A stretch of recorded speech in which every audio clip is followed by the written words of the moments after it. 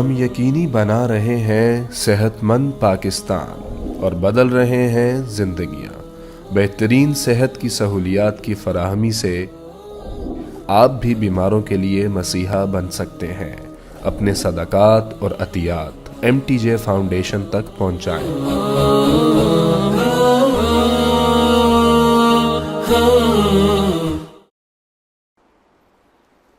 اور تیسری بات فرمائی وَلَا تَقْرَبُوا الْفَوَاحِشَ مَا ظَهَرَ مِنْهَا وَمَا بَطَنَ، اور فرمایا کہ بے حیائی سے بچو، بے غیرتی۔ جس معاشرے میں بے حیائی آتی ہے، زنا آتا ہے، زنا آتا ہے، نسل تباہ و برباد ہو جاتی ہے، خاندان ٹوٹ جاتا ہے، خاندان بکھر جاتا ہے۔ ہمارے مسائل اور ہیں، ہماری پریشانی ہماری بددیانتی، کھوٹ، جھوٹ کی وجہ سے کچھ نہ کچھ ہمارا فیملی سسٹم پھر بھی موجود ہے، لیکن یورپ تباہ ہو چکا ہے، مغربی ملک تباہ ہو چکے ہیں کہ ان کا فیملی سسٹم ٹوٹ چکا ہے۔ وہاں نہ کوئی ماں ہے، نہ کوئی باپ ہے، نہ کوئی بھائی ہے، نہ کوئی بہن ہے، نہ کوئی بیٹی ہے، نہ کوئی بیوی ہے۔ وہ انتہائی کرب کا شکار ہے۔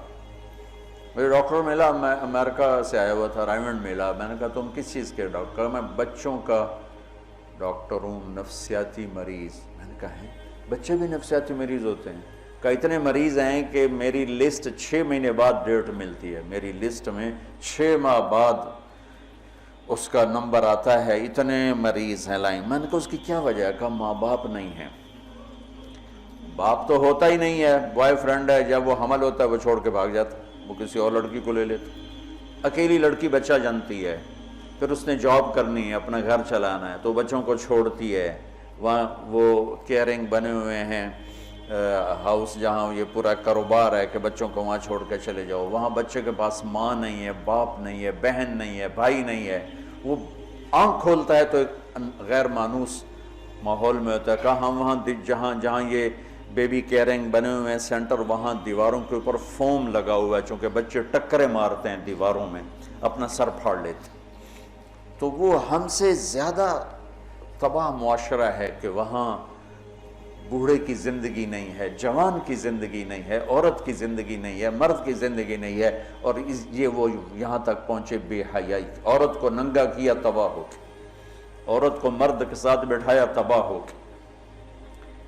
میرے رب نے حد فاصل کرا، عورت الگ جنس ہے، مرد الگ جنس ہے۔ عورت کے لیے گھر کی زندگی ہے، مرد کے لیے بازار کی زندگی ہے۔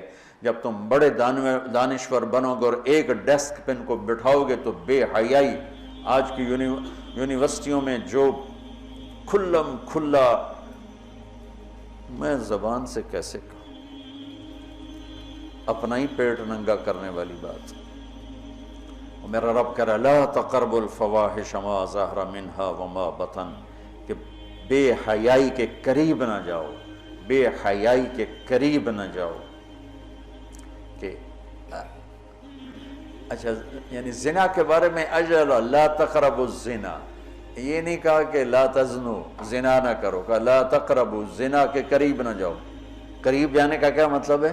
بے پردگی، آوارگی، مکس گیدرنگ، عورتوں کے چھوٹے کپڑے، اور اب جسم کو ننگا کرنا، نمائش کرنا۔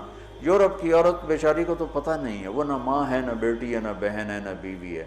وہ ایک ٹیشو پیپر ہے، استعمال کر کے پھینک دیا جاتا ہے۔ مغرب کی عورت انتہائی مظلوم ہے، دیکھنے میں وہ نظر آ رہا ہے آزادی نہیں ہے، اللہ کی قسم کربناک زندگی ہے، کربناک زندگی۔ اس لڑکی کا کیا حل ہوگا جو 11 سال کی عمر میں اپنا خاوند ڈھونڈنا شروع کرے اور 20 نوجوان اسے استعمال کر کے پھینکتے چلے جائیں، اس کی کیا زندگی ہوگی؟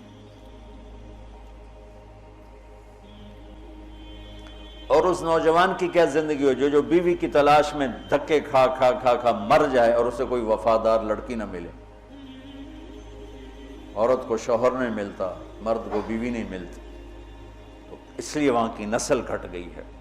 تو میرا رب کہتا ہے لا تقربو، لا تقربو کا مطلب ہے کہ جو چیزیں بدکاری کو ہوا دیتی ہیں وہ ہے مرد عورت کا کھلا اختلاف، عورت کی بے پردگی، اور عورت کا کپڑوں سے باہر آ جانا، مرد پورے کپڑوں میں اور عورتیں ٹانگیں ننگی کرتی جا رہی ہیں، رانیں ننگی کرتی جا رہی ہیں، بازو ننگی کرتی جا رہی ہیں. کوئی تو عقل کی بات ہو. یہ شیطان نے عورت کو الٹے راستے پہ چلایا اور اس نے اپنی عزت بھی گنوا دی، عصمت بھی گنوا دی اور اپنا مقام اور مرتبہ بھی گنوا دی. تو شرک نہ کرو، والدین کے ساتھ احسان کرو، اور فرمایا بے حیا نہ بنو، بے حیا نہ بنو، بے غیرت نہ بنو.